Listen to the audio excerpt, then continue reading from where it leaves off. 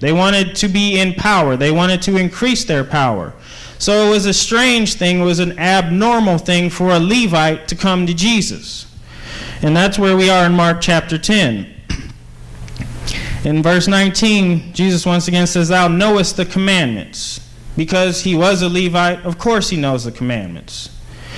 In verse 20, he answered and said, "These are things I observed from my youth." Levites were trained from their youth. They were trained since they were young.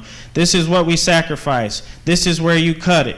This is where you burn the offering. This offering you don't burn. This offering you just kill. This offering you do this. They knew all the commandments. There was not one commandment that Jesus could bring to him that was going to surprise him, or that he didn't know about, or that he wasn't aware of. So he came to Jesus knowing, I'm a good person. I do good things. I'm chosen of God. I'm a nice person. Jesus looked on him and loved him, meaning he probably was a good person. He didn't call him a liar when he said, "I was observed these from my youth." He didn't call him a liar. He didn't call him a hypocrite, and Jesus wasn't scared to call anybody that. He called the Pharisees and Sadducees hypocrites all the time. But Jesus didn't call this man that. And when you come to God and you're in church, there are things that you might take pride on. I do this. I don't do this. I go to church every week or whenever I can, but I do go to church more than my neighbor. I don't read the Bible every day, but I know the Bible. I don't steal anymore. I don't rob anymore. I don't do this. I don't do that. I might have a little problem with this, but that's okay.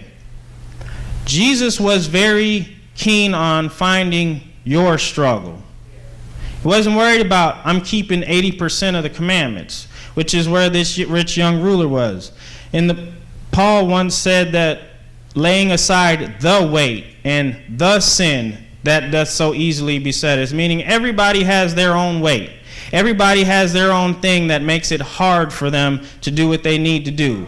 Paul said that he had to die daily, that there was something that he knew he wasn't supposed to do, but he wanted to.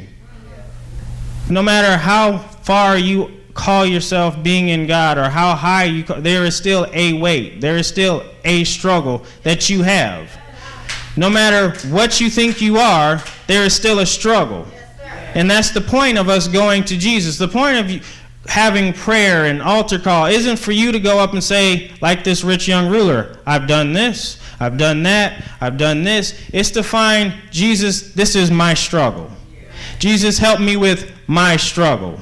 There's nothing wrong with admitting you have a struggle, because we all have a struggle.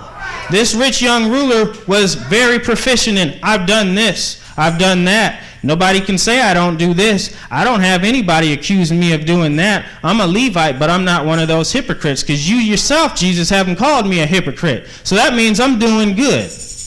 A lot of times when we go to Jesus, or we go to our pastor, or we go to our parents, or we go to your professor or your school teacher, we want to go and we want to be told how great we are.